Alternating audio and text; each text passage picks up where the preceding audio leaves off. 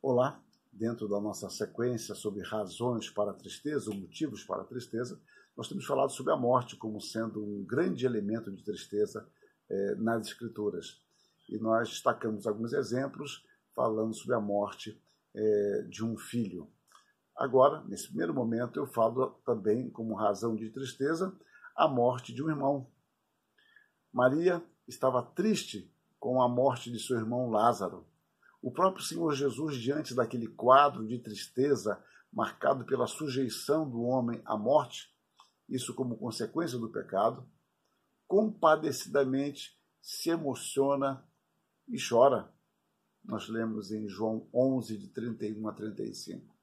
Os judeus que estavam com Maria em casa e a consolavam, vendo-a levantar-se depressa e sair, seguiram-na, supondo que ela ia ao túmulo para chorar.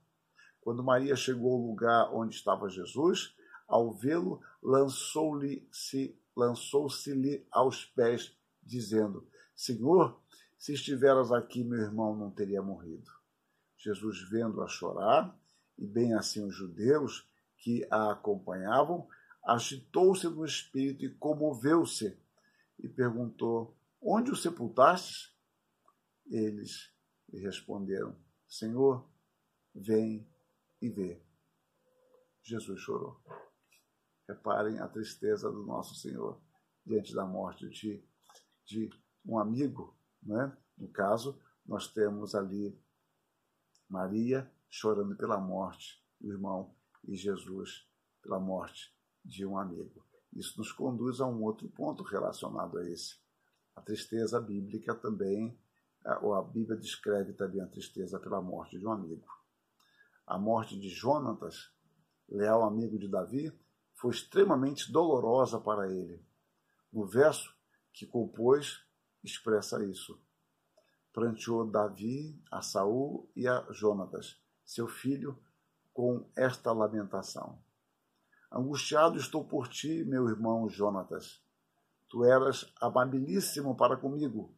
Excepcional era o teu amor, ultrapassando o amor de mulheres. Como caíram os valentes e pereceram as armas de guerra. Eu li 2 Samuel 1, verso 17, e depois os versos 26 e 27. Tomemos um outro exemplo.